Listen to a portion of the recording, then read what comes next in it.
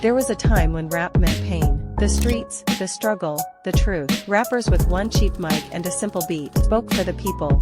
But now, rap is fame, money, lifestyle, and brand deals. From auto-tune to drill beats, it's all high-tech. Rappers aren't just poets anymore. They went straight to the radio station the very next. They're musicians, influencers, and walking brands. Back then, rap was underground, a voice they tried to silence. Now it's the sound of a whole generation. Back then you shared songs on CDs or Bluetooth. Now one clip can blow up on TikTok overnight.